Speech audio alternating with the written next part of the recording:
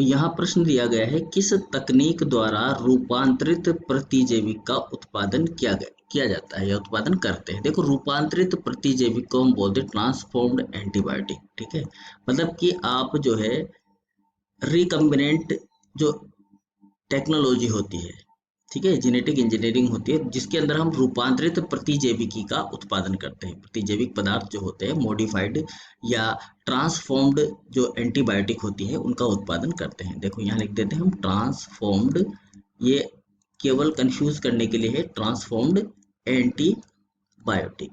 ठीक है, इसका उत्पादन किया जाता है। किस तकनीक के द्वारा ये किया जाता है? देखो क्या होता है इसके अंदर, पहले इस चीज को हम समझते हैं।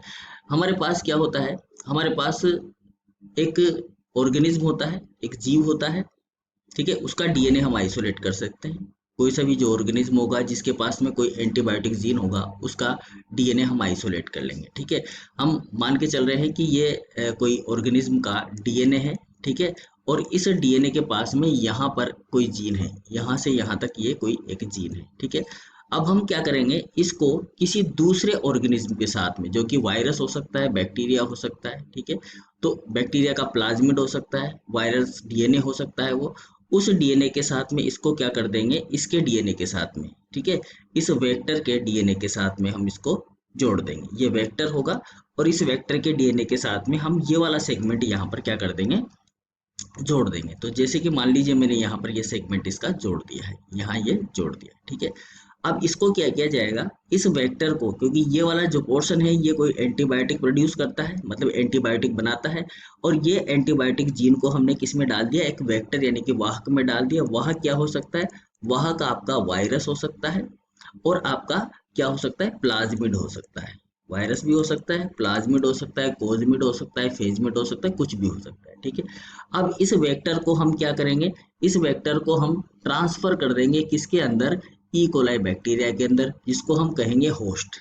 क्या कहेंगे, उसको हम होस्ट कहेंगे। ठीक है, तो यहाँ पर हम इसको जो है एक ई कोलाई बैक्टीरिया के अंदर कर देते हैं ट्रांसफर। मान लेते हैं कि ये हमारा जो है ई कोलाई बैक्टीरिया है। ठीक है, ये ई कोलाई बैक्टीरिया है और इस बैक्टीरिया के अंदर हम इसको क्या कर देंगे, यहाँ पर ट्रांसफर कर देंगे। तो ट्रांसफर कर देंगे तो इसके पास में एक जीन तो ये आ गया रेड वाला, जो कि हमने ट्रांसफर किया है इसके अंदर, इस वेक्टर के अंदर, और दूसरा आ जाएगा हमारे पास ये इस वेक्टर का डीएनए। ठीक है, अब ये जो जीन आ गया, ये जीन जो कि एंटीबायोटिक जीन है, ठीक है ना, क्या है ये, एंटीबायोटिक प्रोडक्शन जीन है, एंटीबायोटिक बनाता है। ठीक है, तो ये यहाँ पर क्या करेगा, जिस प्लेट के अंदर इसको हमने ग्रो कर रखा है उस प्लेट के अंदर ये एंटीबायोटिक बनाना शुरू कर देगा, उसको हम एक्सट्रैक्ट कर लेंगे।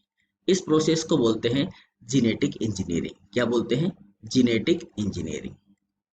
इस प्रोसेस को क्या बोलते हैं, जीनेटिक इंजीनियरिंग बोलते हैं। ठीक है, जीनेटिक इंजीनियरिंग को बोलते हैं हिंदी में आनुवांशिक अभियांत्रिकी। क्या बोलेंगे इसको, अनुवांशिक अभियांत्रिकी। समझ में आ गया। तो इस तरह से हम रूपांतरित यानी कि मॉडिफाइड या ट्रांसफॉर्म्ड एंटीबायोटिक का इस्तेमाल उत्पादन करते हैं। तो यहाँ प्रोडक्शन होता रहता है, इसको निकालते रहते हैं और उपयोग करते हैं। अब यहाँ हम देखते हैं ऑप्शन में हमारे पास क्या क्या चीजें दे रखी है। अति सूक्ष्म निस्यंदन, इसको बोला जाता है अल्ट्रा फिल्ट्रेशन। क्या बोला जाता है, अल्ट्रा फिल्ट्रेशन। अल्ट्रा फिल्ट्रेशन के अंदर क्या किया जाता है कि जो पदार्थ होते हैं उनको छाना जाता है।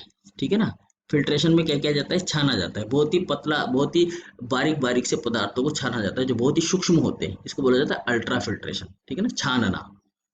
द्रुत अपकेंद्रण, द्रुत अपकेंद्रण का मतलब होता है अल्ट्रा सेंट्रीफ्यूगेशन। इसको बोला जाता है अल्ट्रा सेंट्रीफ्यूगेशन। सेंट्रीफ्यूगेशन, इसके अंदर क्या किया जाता है, इसके अंदर एक टेस्ट ट्यूब के अंदर पदार्थ को भर दिया जाता है और उसको तेज गति से, सेंट्रीफ्यूज एक मशीन होती है जिसमें घुमाया जाता है, जिससे क्या होता है, दो पदार्थ जो होते हैं अपने मोलिकुलर वेट यानी कि आणविक भार के आधार पर अलग अलग लेयर में कन्वर्ट हो जाते हैं। यहाँ पर अलग अलग लेयर बना लेते हैं, इस तरह से अलग अलग लेयर बना लेते हैं, तो उनको भी सेपरेट किया जाता है। जिस तरह से हम छान कर पृथक करते हैं उसी प्रकार से सेंट्रीफ्यूगेशन के द्वारा भी क्या किया जाता है, पृथक किया जाता है। ठीक है, तीसरा ऑप्शन है बसंतीकरण। बसंतीकरण क्या होता है, तो अगर बसंतीकरण की बात करें तो ये एक ऐसा सिस्टम होता है जिसके अंदर जो पुष्पीय पौधे होते हैं, जो पुष्पीय पौधे होते हैं उनके जो बीज होते हैं उनको ठंडे स्थानों पर रखा जाता है।